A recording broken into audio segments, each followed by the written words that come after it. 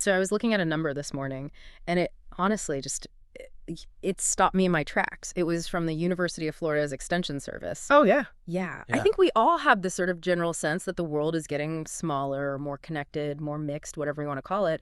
But the raw data is just, it's staggering. What was the number? As of 2022, there were 46.2 million immigrants living in the United States. Wow. 46.2 million. That's almost 14% of the entire population. It's a massive number. Yeah. And to put that into perspective, I mean, that percentage is actually getting close to the historical highs we saw way back in 1890. 1990? Seriously? Yeah, that was, the peak Ellis Island era, that huge wave of immigration that basically built the modern American identity. Mhm. We are living through a demographic shift to that same scale right now. And that, I think, brings us right to the core of what we're diving into today. Because when you have, nearly 50 million people moving into a new cultural context, you're not just moving bodies from one place to another. No, not at all. You're moving operating systems. You're moving 46 million completely distinct ways of viewing the world, of viewing time, authority, even something as simple as silence. Exactly. And the real point of friction, the place where things break down, it's usually not the language itself. We have apps for that now. We have translators. Right. You can just pull out your phone. You can. The friction point is what a lot of researchers call the hidden software of culture. It's all the stuff that nobody ever sits down and explicitly teaches you. But if you violate the rules of that software, the whole system just crashes. And when it crashes, we're not just talking about, an awkward pause at a dinner party. We're talking about really serious consequences. Medical errors, failed business mergers. Agricultural programs that go completely off the rails. And this is the one that really got me. We're going to get into some really surprising, counterintuitive data about who actually trusts artificial intelligence. It's not who you think. The stakes are incredibly high. We so often mix up this idea of cultural awareness with just, being polite. We think, oh, I'll just smile and be nice and everything will be fine. Yeah, the golden rule fallacy. Treat others how you want to be treated. Exactly.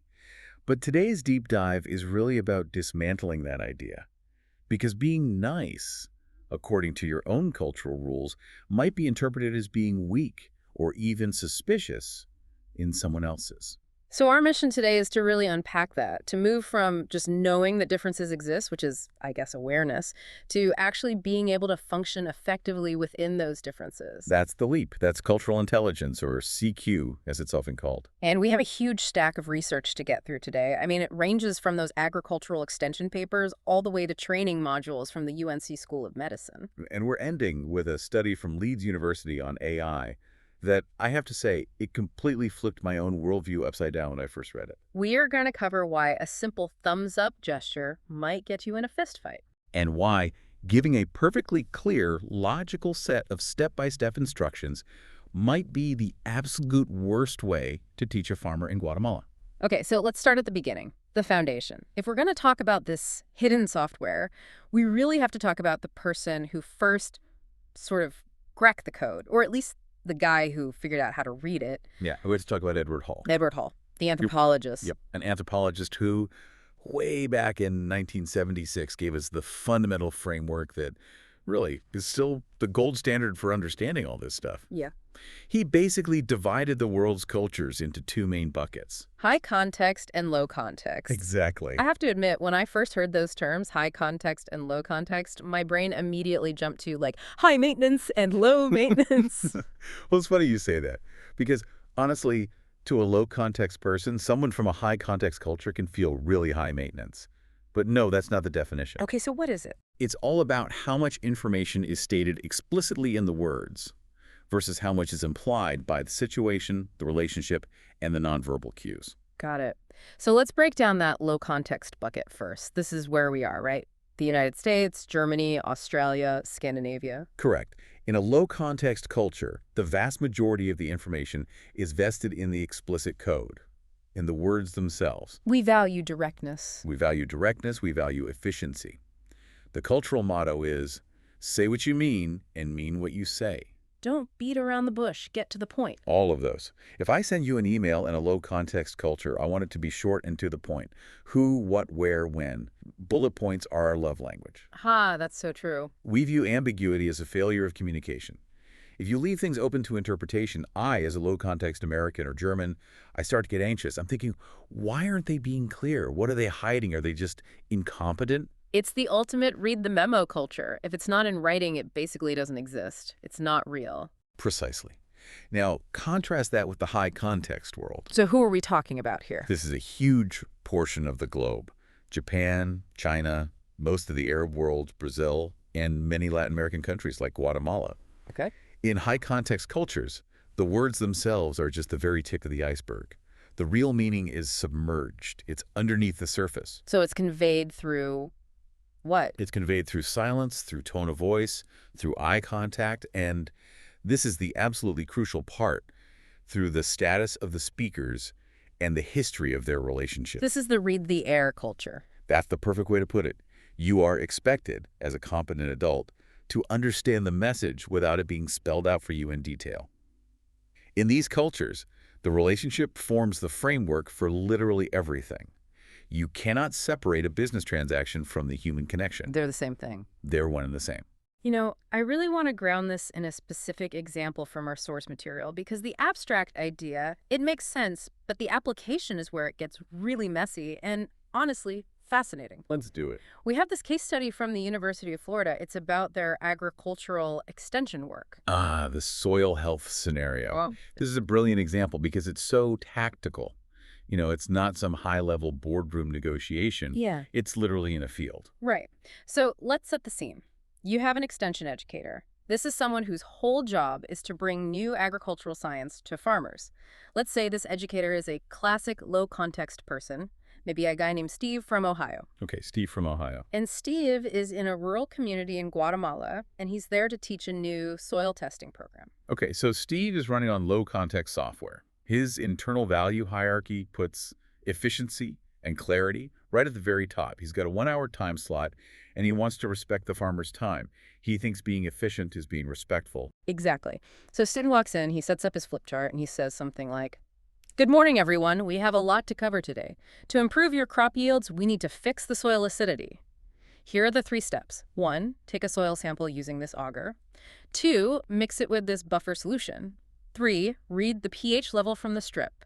The handouts with all the details are on the back table. Any questions? No. Great, let's demonstrate step 1. And, you know, to a listener in the U.S. or Germany or the Netherlands, that is a 5-star A+ presentation. It's respectful of their time. It's clear. It's actionable. He didn't waste a single second. Perfect. But in a high-context culture like rural Guatemala, how does that same presentation land? It lands like a slap in the face. It feels incredibly cold, arrogant, and disrespectful. By jumping straight into the technical details, the auger, the buffer solution, Steve has signaled that he views the farmers as data points. He sees them as cogs in his efficiency machine, not as people. He didn't do the human part first. He didn't ask about their families. He didn't ask about the recent rains or how the last harvest was. He didn't take a moment to acknowledge the elders in the room. He skipped the entire relationship-building phase. So the farmers aren't sitting there thinking, wow, what clear instructions. They're thinking, who is this guy? Who is this guy? Why is he so aggressive? Why is he in such a hurry? And why doesn't he seem to care about us as a community? And because trust in that context is built on the relationship, not on a university credential. They immediately distrust the information he's giving them. They might nod politely because that's what the cultural script calls for, but they're not going to use that soil test. The program fails. And it doesn't fail because the science was wrong. It fails because the delivery was culturally illiterate. So let's rewrite the script. If Steve had high cultural intelligence, if he understood this, how should he have started that exact same meeting? Oh, it would look radically different. I mean, he might spend the first 20, even 30 minutes not talking about soil at all. At all? At all. He would start with something like, "Good morning. It is a great honor to be invited into your community. I hope you and your families are well. I was just speaking with Don Manuel earlier about how the season has been." He would start by building a narrative. He's building a we. He's connecting himself to them. He's establishing the social fabric before he tries to weave in the new thread of information. He might say, "We have seen other communities, good communities like yours, struggle with the corn yield, and we found something that seemed to help, but we really want to hear from you to see if it makes sense for your land." It's collaborative, not directive. Completely. But, and here's the really important devil's advocate position, if you take that successful Guatemalan script and you perform it in front of a board of, say, Dutch investors, No, they would lose their minds. They'd be checking their watches, scrolling on their phones under the table. they'd be thinking, this guy is all fluff. He's unprepared. Where is the data? Where are the bullet points? They would feel totally lost in the narrative. They'd feel like he was wasting their time. Exactly. So the point here isn't that high context is somehow nicer or that low context is smarter or more efficient. It's that they are optimized for entirely different goals. Low context is optimized for speed, for clarity, and for individual agency. And high context. High context is optimized for group cohesion and long-term stability. You know, this plays out in our inboxes, I think, every single day. One of the sources we looked at from the United Language Group touched on communication mediums, and this is something I personally struggle with. I love email. I absolutely love that I can send a thought at 2 a.m. and you can read it at 9 a.m. It feels like the ultimate low-context tool. It is. It's asynchronous, it's text-based, and it's documented. I mean, the phrase, per my last email, is the official battle cry of the low-context office worker. It really is. But in many high-context cultures, email is often viewed as, Well, it's insufficient. It's just too sterile. It's cold. is that because you can't read the tone of voice? You can't read the tone. You can't see the person's eyes. You can't sense the hesitation in their voice. You lose all the data that exists between the words. High-context cultures often prioritize oral communication. Face-to-face is always best. A video call is second best. A phone call is third. Email is a very, very distant fourth. So if I'm trying to close a big deal with a business partner in, say, Japan or Saudi Arabia, and I'm just firing off these blunt, bullet-pointed emails. You are very likely failing. And you don't even know why. They might just stop responding. And you're sitting there in your office in Chicago thinking, but I sent them all the data. I answered all their questions. Why aren't they replying? And the reason is? The reason is because you haven't done the work of connecting. You are trying to conduct a transaction before you've established a relationship. So the actionable advice there is what? Pick up the phone. Pick up the phone. Yeah. Or if you absolutely must use email, you have to. Well, you used the word fluff it up earlier. Yeah, that's the low context word for it. Right. I would reframe it as humanize it. Ask about their weekend. Ask about their family if you know them. Share a small, appropriate, personal anecdote. You have to acknowledge the relationship before you ask for the deliverable. It feels incredibly inefficient to a low-context brain, but it is the fuel that makes the engine run in that environment. Okay, this brings us to a really important distinction. The difference between just knowing the stuff intellectually and actually being able to pull it off in the moment. Because, look, I can sit here and nod and say, okay, in Japan, relationships matter. Got it. But that doesn't mean I can walk into a boardroom in Tokyo tomorrow and crush it. Not at all. And this is where we need to move from the idea of cultural awareness to cultural intelligence, or CQ. The training materials we have from the UNC School of Medicine make a really sharp and useful distinction here. Okay, so let's break that down. Cultural awareness is basically just, I know that differences exist. Is that it? That's pretty much it. It's the fun facts level of understanding. I know that in France, they kiss on the cheek. I know that in Japan, they bow. That's awareness. Okay, and then cultural competence. That's a step deeper. It's a bit deeper, yes. Yeah. Cultural competence is understanding the why behind the facts. It's also realizing that your own way of doing things, like shaking hands or standing 3 feet apart from someone, is also a cultural artifact. It's not just normal. But CQ is something else entirely. CQ is a capability. It's an actual skill set. The formal definition is the ability to function and manage effectively in culturally diverse settings. It's really the difference between reading a book about how to play tennis and actually being able to get on the court and return a serve. The model we're looking at breaks CQ down into 4 distinct capabilities: drive, knowledge, strategy, and action. I think it's worth walking through these because they almost act like a personal checklist for anyone who's about to enter a new environment. It's a great practical framework. So the first one is CQ drive. This is the motivation component. And honestly, I think this might be where most people fail before they even start. Because let's be real, these cross-cultural interactions are exhausting.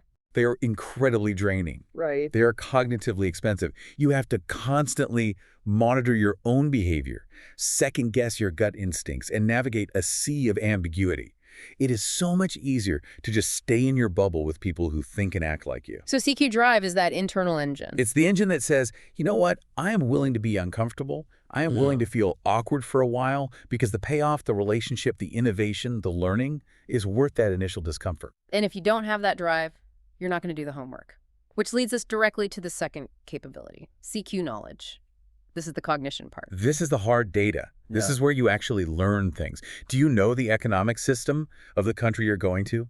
Do you understand the dominant religious customs? Do you know the history, the power dynamics? For example, knowing that in many Asian cultures, the concept of saving face is paramount. Right, but this is where the stereotype trap comes in, isn't it? All the sources warn about this.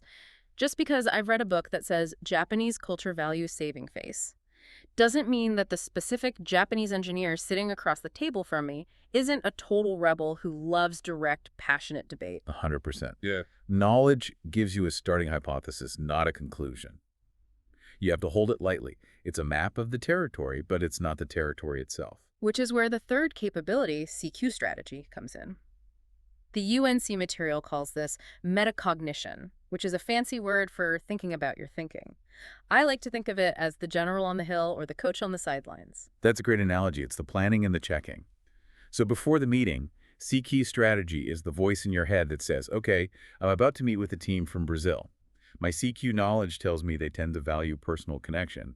So I need to plan for 15 minutes of buffer time at the start just for small talk. I won't schedule another meeting right after this one. And then during the meeting. During the meeting, it's that checking function. It's the voice that says, wait a minute, they've all gone quiet. Did I just say something that offended them? Or are they just thinking and processing? Let me pause and adjust my approach here. And finally, that brings us to where the rubber meets the road. CQ action. This is the behavioral adaptability. Can you actually make your body and your voice do what your strategy is telling you to do? This is by far the hardest part Mm-hmm. because so much of our behavior is just muscle memory. It's subconscious. We have a source here on behavioral cultural intelligence that lists some of these really specific pitfalls. Let's start with verbal adaptation. We already talked about direct versus indirect communication, but what about just the word no? Ah, the word no. In the US, no is a complete sentence. It's considered clear and honest. But in many high-context cultures, parts of Asia, the Middle East, a direct, blunt no is seen as incredibly rude. It disrupts harmony. It can cause the other person to lose face. So they will almost never say it. They'll say something like, maybe, or that will be difficult, or my personal favorite, we will study it. And the American manager hears maybe and thinks, great, so you're telling me there's a chance. And they keep pushing, which just makes the other person more and more uncomfortable, causing them to become even more vague and indirect. It's this death spiral of miscommunication.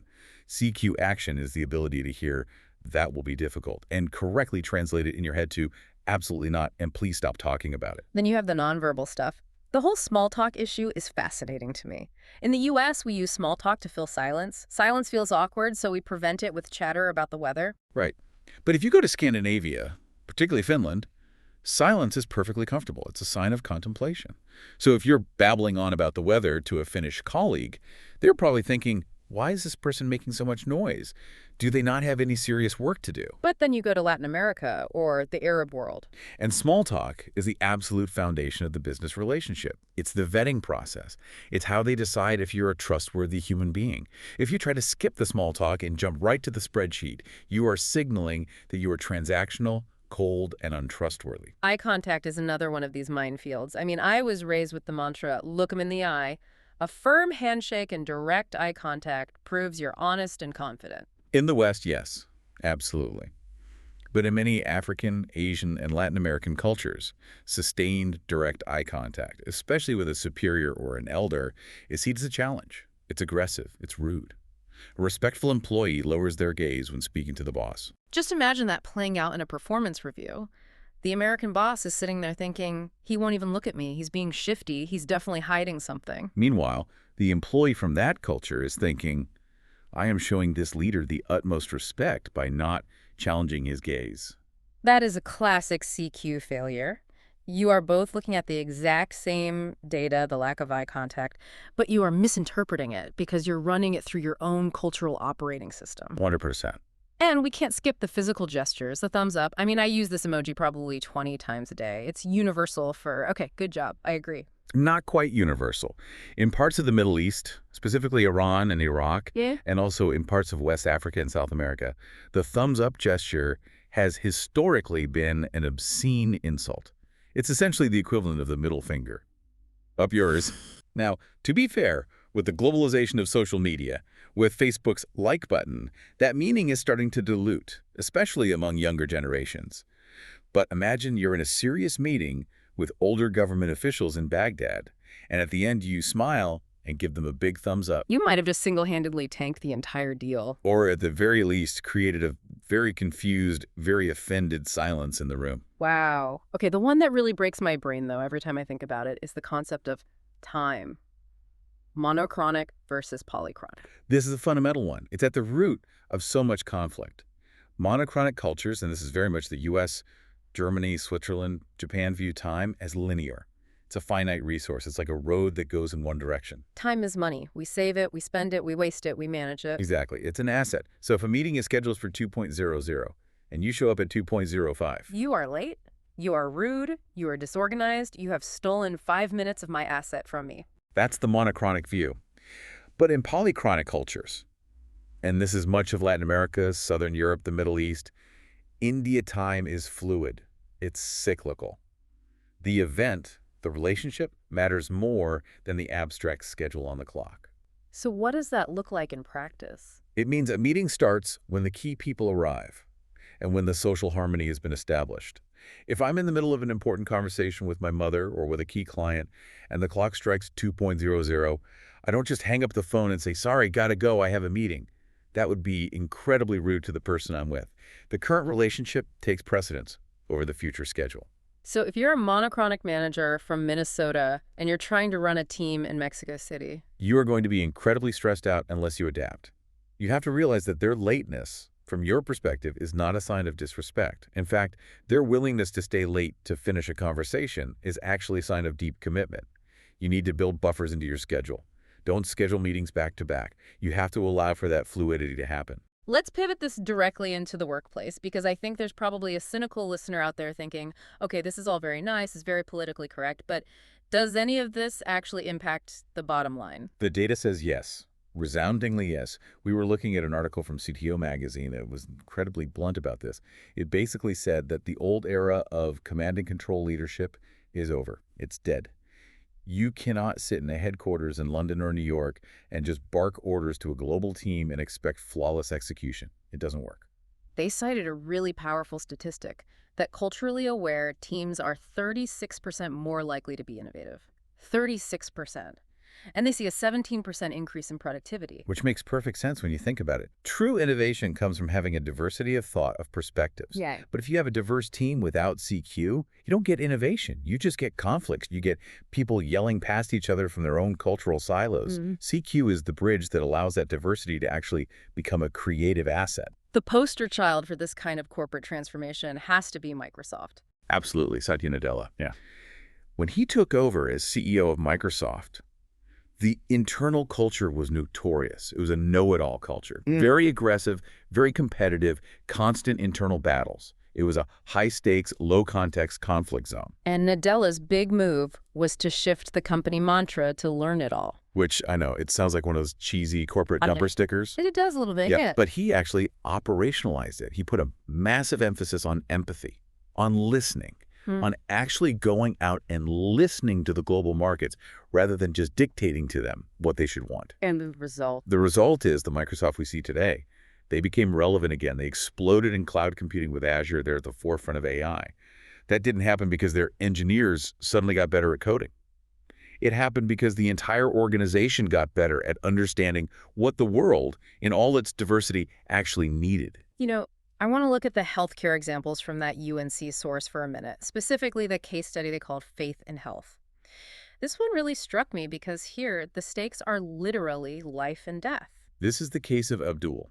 He's a devout Muslim patient, and he's in the hospital recovering from a major surgery. The standard hospital routine, the rigid meal times, the nursing rounds, the physical therapy schedule is constantly clashing with his prayer schedule and his dietary laws. And a low-context, efficiency-minded hospital administrator might just say, look, we have a schedule to keep for a reason. This is a hospital, not a mosque. for his own recovery, he needs to adapt to our system. And that attitude is not just culturally insensitive, it's clinically dangerous. If Abdul feels that his core identity is being disrespected, his stress levels are going to rise, his cortisol spikes. That literally impedes wound healing. Furthermore, he might stop trusting the staff.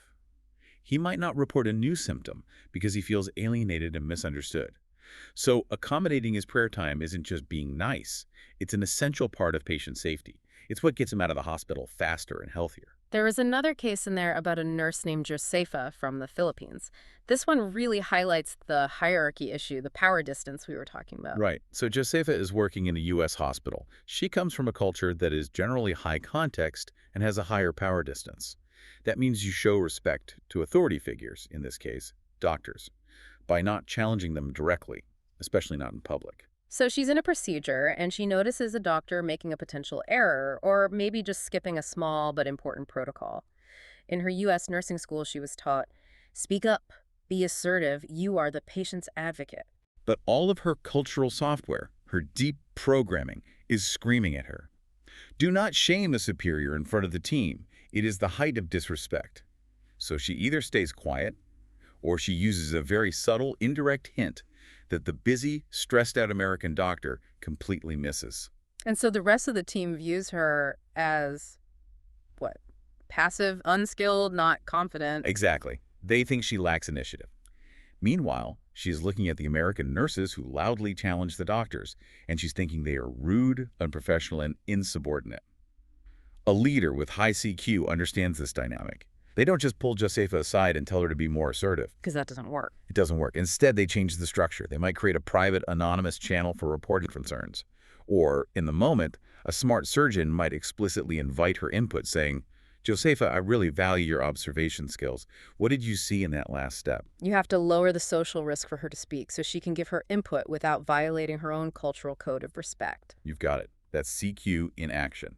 This whole issue of feedback, how to give it and how to receive it, is probably the single biggest minefield in global business today. It absolutely is. I mean, in the U.S., we have the classic sandwich method, right? Yeah. You say something positive, then you deliver the criticism, then you end with something positive. Great effort on this report. This whole section is wrong, but keep up the great work. And we think we're really softening the blow by doing that. We do. But to a German or a Dutch person who are from even more direct, low-context cultures than we are, they just hear that as confusing and dishonest. The first positive part makes them think, okay, good. Then the negative part hits, and they think, wait, what? Why are we confusing the message? Then the final positive just muddies the water even more. They would much prefer you just say, this is wrong, please fix it. But conversely, if you use that very direct, this is wrong method with a high-context employee from, say, Indonesia or Thailand, You have just devastated them. You haven't just corrected a task, you have attacked their personhood, you have caused them to lose face in front of the group. They might even quit over something like that. Or worse, they stay, but they completely check out mentally. So for high-context feedback, you have to be much more subtle. You have to be subtle. You often focus on the group, not the individual. You'd say, as a team, we need to adjust our approach on this project, rather than you failed at this task. And what about on the receiving end? If I'm a low-context American boss and I ask my high-context employee, so what do you think of my new plan? They will almost never, ever say it's a bad plan. To do so would be a direct challenge to your authority. Yeah. They will say something like, it is a very ambitious plan, or there are some interesting considerations we should study further. And I, the oblivious American, hear, ambitious, awesome, they love it, let's do it. And you drive the whole bus right off the cliff. You have to learn to decode the soft no. And, even better, you have to learn to ask different questions. Instead of an open-ended, what do you think? You ask something more specific and less threatening, like, what specific risks do you foresee us facing in phase 2 of this plan? That gives them a safe lane to offer critique without making it feel like a personal challenge to your authority. That's the key. Okay, speaking of authority, this brings us to our final segment. And I have to say, this is the part of the research that honestly just blew my mind. We are moving from human to human interaction to human to machine. We have to talk about AI. The Leeds University Business School study, Cultural Antecedents of AI Trust. It's a fascinating piece of research. So we've been talking a lot about high context versus low context, but there's another related dimension of culture called power distance. Can you define that for us quickly? Sure. Power distance is simply the extent to which a culture accepts that power is distributed unequally. In a high power distance culture, think China, India, Malaysia, many countries in the Arab world, inequality is just an accepted fact of life. The boss is the boss. You don't call him by his first name. You don't publicly question his decisions. Hierarchy is respected. But in a low-power distance culture like the USA, Scandinavia, Israel, we strive for equality. We are encouraged to challenge authority. The flat organization is seen as the ideal. Okay. Got it. So here's the intuitive leap that I made when I first thought about this. I assumed that the low power distance cultures, the ones that are individualistic, tech forward, and used to challenging the status quo, I assumed we'd be the most ready to trust and adopt AI. We love new tools, right? That is the perfectly logical assumption. We are modern. We trust technology. But the lead study found the exact opposite to be true. People in high-power distance cultures, the hierarchical, more traditional ones, are significantly more likely to trust and adopt AI for decision-making than people in the West. That feels like a complete paradox. Why would a culture that places so much value on a strict human hierarchy want to hand over important decisions to a chatbot? It all comes down to a concept called procedural justice, Yeah. which is just a fancy way of saying fairness. Think about what it's really like to be a lower-level employee in a very high-power distance culture. Your human boss has almost absolute power over your career. He can be arbitrary. He can be biased. He can play favorites with his nephews or people from his home village. He can wake up in a bad mood and just fire you. And because of the culture of respecting authority, you have no recourse. You can't really complain to HR. The system is set up to protect the boss. So that human authority is a kind of black box that is also emotionally volatile. Okay. Now, in that environment, along comes AI. An AI algorithm is perceived as, well, is objective. Yeah. It just follows the rules. It just processes the data. It doesn't have a bad day. It doesn't have a favorite nephew. So to someone who feels stuck under an arbitrary human boss, the machine looks like a liberation. It looks like fairness. Wow, so they aren't trusting of the AI because it's so smart. They're trusting it because it's not human. That is the core finding. The AI removes the messy, biased political part of human social dynamics. Now, compare that to the experience in the US or the UK. We have low power distance. We are skeptical of all authority by default, and we demand explainability. If a decision is made about us, I want to know why. I want to argue my case. I want to speak to the manager. Exactly. But you can't speak to the manager of an algorithm. If an AI system denies your loan application or rejects your resume from a job search, you can't argue with it. That lack of agency, that inability to appeal, drives a low-power distance person absolutely crazy. We view the AI not as a fair judge, but as a cold, unaccountable threat to our individual rights. So just to sum that up, in the West, we might see AI as a cold, unaccountable machine, but in the East, they might see it as a fair, unbiased judge. That's the implication. And just think for a second about what that means for the future of the global economy. We in the West tend to assume that we will lead the AI revolution. Yeah. But culturally, the adoption friction might be much, much lower in Asia and other high-power distance regions. They might automate things like HR, management, and finance much faster than we do. Why? Simply because their workforce is culturally more willing to accept the machine's authority as legitimate. It totally flips the script. We usually think of so-called traditional cultures as being resistant to change. But in this specific case, their tradition of respecting authority actually creates a cultural backdoor for the most futuristic technology imaginable. It creates a fascinating irony, doesn't it? The very cultures that rely most on high-context human relationships, on reading the air, on unspoken understanding, are also the ones most willing to outsource important decisions to a non-human machine. Maybe, and this is just me thinking out loud, maybe it's because they want to save their human energy for the stuff that matters. That's a very charitable and interesting interpretation. Let the machine do the boring, objective math so we can have more time to drink tea and build relationships. It's possible. Or it could just be that the machine is the only safe harbor in a system that can often feel rugged and arbitrary. This has been a lot. We have gone from the soil in a field in Guatemala to the sterile hallways of a hospital in North Carolina, and finally to the AI-driven future. Pretty wide net, yeah. So if we have to boil all of this down, if I'm a listener and I'm feeling a little overwhelmed, but I have a big meeting tomorrow with a team from a very different culture, well, what do I actually do? I would say, if you're feeling overwhelmed, just focus on 3 actionable steps. Forget everything else first. Check your context before you open your mouth, before you type that email. Just ask yourself one question. Am I in a read the air culture or read the memo culture. If the answer is read the air, spend 5 extra minutes building the relationship. If the answer is read the memo, get straight to the bullet points. Okay, that's simple enough. What's step 2? Adjust your clock. Ask yourself, am I running on time is money time or time is relationship time? If you are the monochronic person working with polychronic people, just take a deep breath. Stop looking at your watch. Realize that in their world, the relationship building is the work. It's not the thing you do before the work begins. And the final step. Step 3. Invest in CQ action. Don't just read about this stuff, you have to practice it. Find a mentor or a trusted colleague from another culture and ask them the dumb questions. Pull them aside and say, hey, when I said that thing in the meeting earlier, did that land weirdly? You have to get a feedback loop going. And, as we learn, maybe be a little more careful with your thumbs up emoji. And maybe, just maybe, stop assuming that efficiency is the universal love language. It is definitely not. I want to leave everyone with a final thought that's been kind of haunting me since we went through that Leeds study on AI trust. We started this whole deep dive talking about how high-context cultures are, in many ways, superior at human connection, reading the silence, valuing the group, building deep relationships. And yet the data suggests they are more ready to trust an inhuman AI than we are. It's a real paradox. So are we heading toward a future where the very cultures that value human relationships the most are the ones that end up automating decision-making the fastest? And what does that mean for us, low-context individualists? Are we going to be the ones clinging to our flawed, biased human bosses and our manual processes simply because we refuse to trust a machine that we can't argue with? That is the billion-dollar question, isn't it?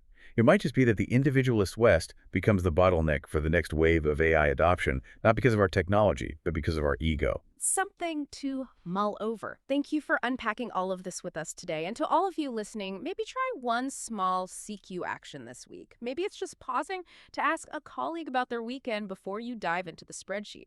You might be surprised at how much it changes the outcome. Thanks for listening to The Deep Dive.